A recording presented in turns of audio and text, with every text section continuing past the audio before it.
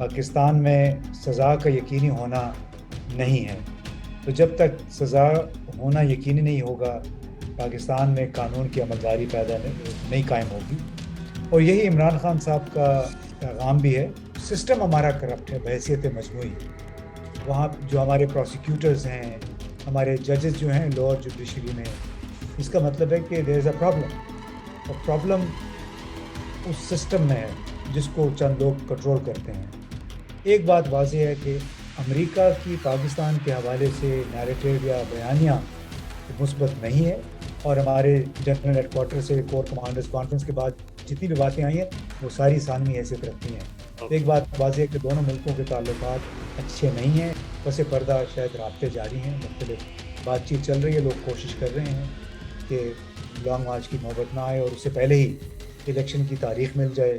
بسم اللہ الرحمن الرحیم. السلام علیکم ناظرین، سیاست ڈاٹ پی کے آپ دیکھ رہے ہیں. جمال احمد آپ کے ساتھ ہوں اور اس وقت میرے ساتھ موجود ہیں پاکستان کے صحافی ہیں، انالسٹ ہیں، تجزیہ کار ہیں، کافی گہری نگاہ رکھتے ہیں پاکستانی پولیٹکس پر اور اپنی رائے جو رکھتے ہیں بہت آرٹیکولیٹ ہوتی ہے. سر امتیاز گل صاحب ہمارے ساتھ ہیں. Sir thank you so much for your time. السلام علیکم. وعلیکم السلام. سر آپ ہی کی بات سے آغاز کرتے ہیں کہ سزا جب ہوگی تبھی تبدیلی ہوگی. آپ نے انٹرویو کیا ہے خان صاحب کا، کلوزنگ اس پر کیا تھا اور اس سے پہلے آپ نے یہ کہا تھا کہ پہلا حصہ اسی بات سے ختم ہوتا ہے. تو دوسرا پارٹ بھی آ رہا ہے انٹرویو کا؟ دوسرا بھی سسپینس ہے. وہ کچھ عرصہ پہلے لوگ یہ ہضم کر لیں جو پہلے باتیں ہو گئی ہیں. اچھا. لیکن اگر دوسرا حصہ بھی ہوا تو اس میں بھی بات اسی پہ ختم ہوگی کہ پاکستان میں سزا کا یقینی ہونا نہیں ہے. تو جب تک سزا ہونا یقینی نہیں ہوگا پاکستان میں قانون کی عملداری پیدا نہیں قائم ہوگی. اور یہی عمران خان صاحب کا پیغام بھی ہے. میں اس پہ بہت شروع سے یقین کرتا ہوں کیونکہ میں کچھ عرصہ باہر رہا ہوں، جرمنی میں، امریکہ میں، کینیڈا میں. تو وہاں ہم نے دیکھا ہے کہ قانون سب کے لیے برابر ہے. اور جب سب کے لیے برابر ہوتا ہے تو اس سے کرپشن کا راستہ، اختیارات کے ناجائز استعمال کا راستہ وہ کافی حد تک مسدود ہو جائے. کرپشن وہاں بھی ہوتی ہے، ان کا ایک اور طریقہ کار ہے. لیکن جرائم اور کرپشن جس انداز میں پاکستان میں ہوتے ہیں، دن دہاڑے جو قتل ہوتا ہے وہ بھی معاف ہو جاتا ہے. تو یہ میرا خیال ہے پیغام ہے جو کہ عمران خان صاحب کی طرف سے بار بار آتا ہے. اور میرا خیال ہے سب پاکستانیوں کو اس بات پہ اصرار کرنا چاہیے کہ اگر قانون کے تحت سب کے ساتھ برابر کا سلوک ہونا چاہیے اور سزا یقینی ہونی چاہیے. سر آپ نے یہ بھی کہا تھا کہ ایک آدمی تن تنہا تمام سٹیک ہولڈرز کے خلاف جنگ لڑ رہا ہے اور حقیقی آزادی کی آپ نے بات بھی کی. تو آپ سمجھتے ہیں کہ عمران خان تن تنہا لڑ رہے ہیں تمام پولیٹیکل سٹیک ہولڈرز کے ساتھ؟ دیکھیے اس میں آپ جو مرضی اس کے ساتھ ایٹریبیوٹ کریں، لیکن ایک بات تو ہے کہ عمران خان ایک سمبل کے طور پہ تو ضرور اس نے اسٹیٹس کو چیلنج کیا ہے.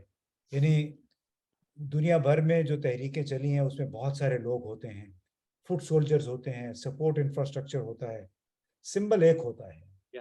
چاہے وہ چی گویرا تھا، چاہے وہ پاکستان میں ان سے پہلے بے نظیر بھٹو صاحبہ تھیں، اور اس طرح اور بہت سی دنیا میں مثالیں ہیں کہ ایک لیڈر سامنے آتا ہے، آرٹیکولیٹ وہ ایک لیڈر کرتا ہے کسی مخصوص سوچ کو.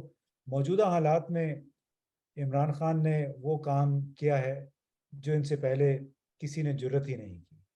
یعنی جب وہ سیدھا سادہ جنرل باجوہ کا بھی نام لے لیتے ہیں، جی ایچ کیو کا بھی نام لے لیتے ہیں، اور پھر ان لوگوں کا بھی جن کے ساتھ جی ایچ کیو کا لینا دینا رہا ہے.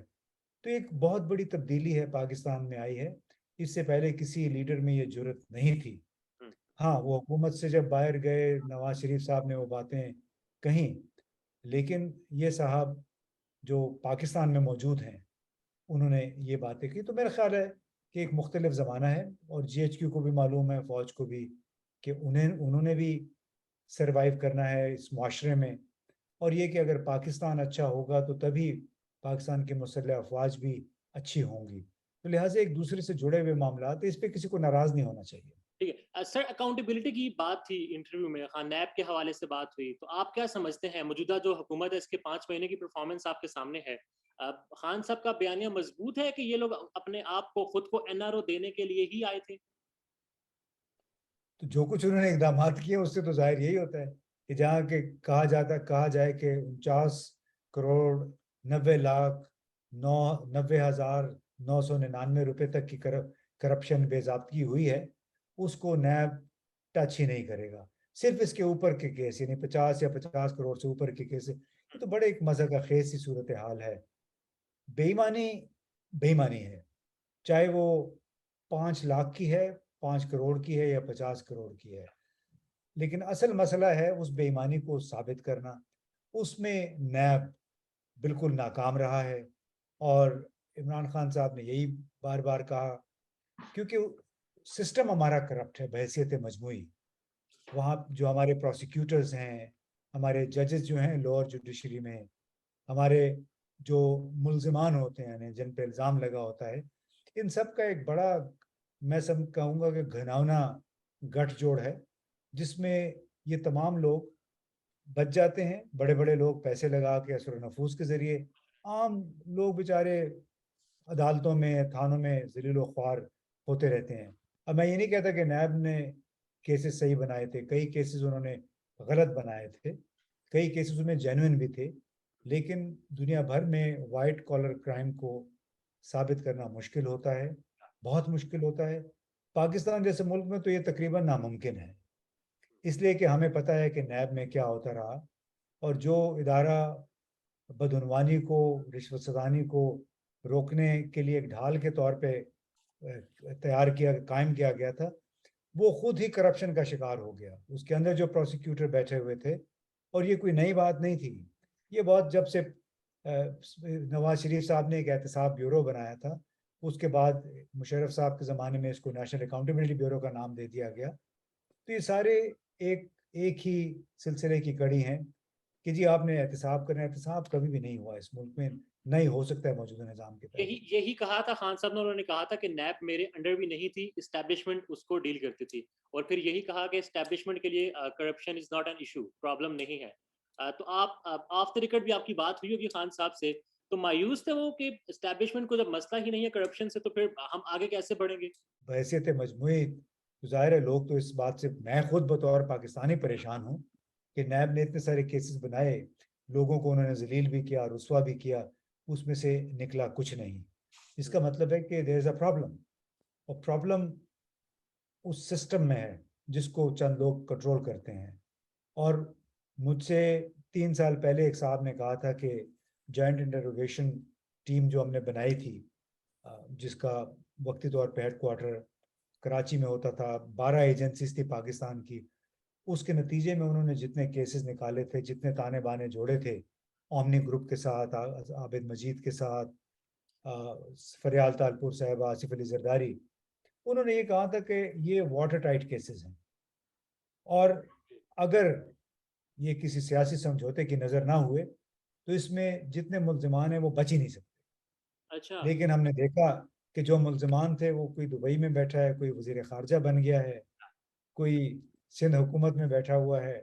تو وہ ایک بدقسمت ہماری سیاسی زندگی کا ایک پہلو ہے کہ مخصوص موقع پہ جو کیسز ہوتے ہیں، بڑے پکے واٹر ٹائٹ کیسز، وہ بھی کمپرومائز کی نظر ہو جاتے ہیں، اور اسی وجہ سے پاکستان میں احتساب نہیں ہو سکا.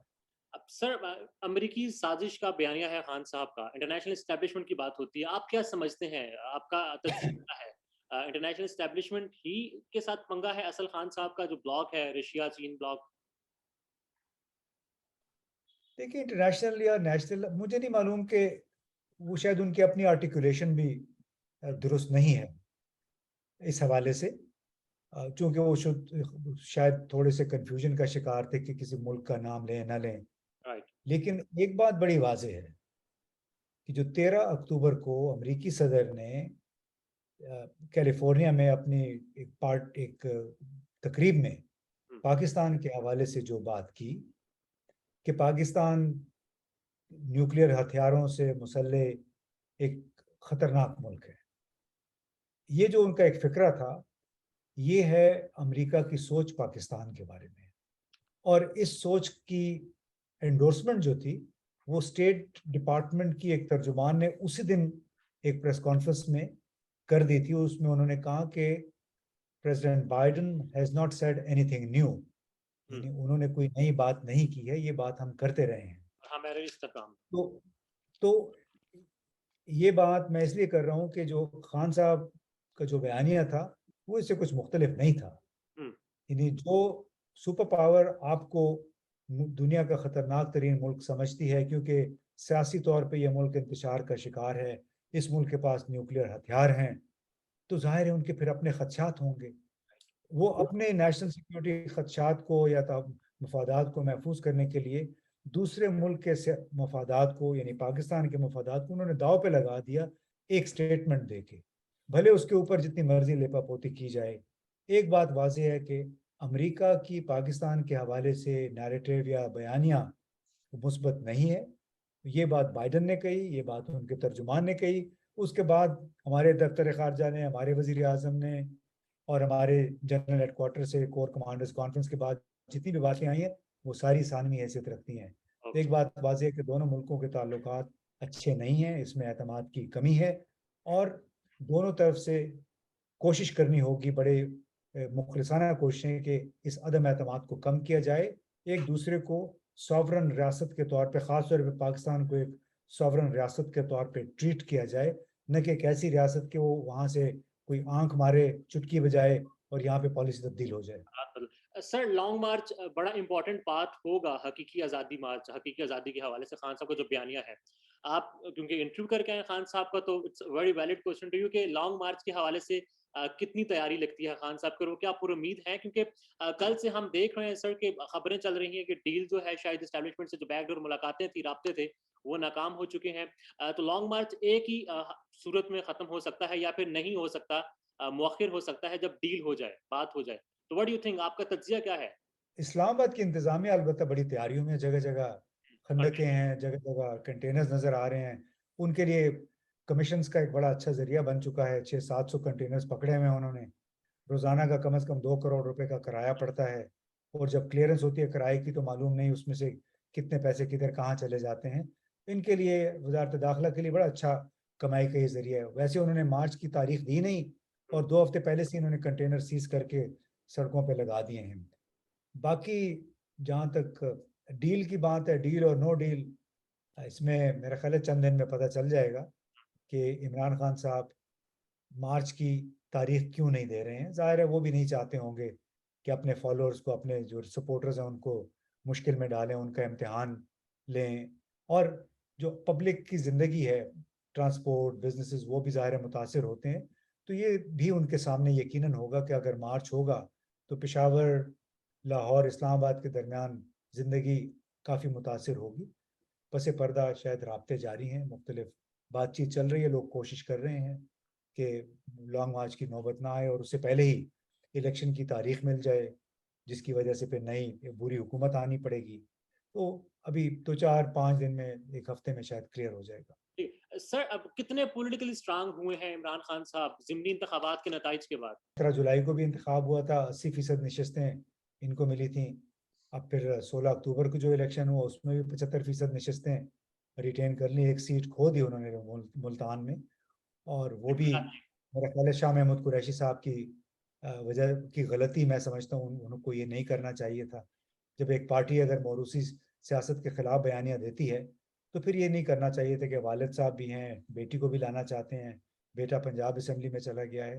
तो ये कोई भी करता है, चाहे पीटीआई है, चाहे पीपल्स पार्टी है, चाहे पीएमएलएन है. ये गलत रिवायत है. जब हम इसके खिलाफ अगर बात करते हैं तो हमें उसका अमली मुजाहरा भी करना चाहिए. बाकी खान साहब का बयानिया अपनी जगह पे कायम है और वो मेरा ख्याल है काफ़ी मुतमईन नज़र आते हैं इस हवाले से.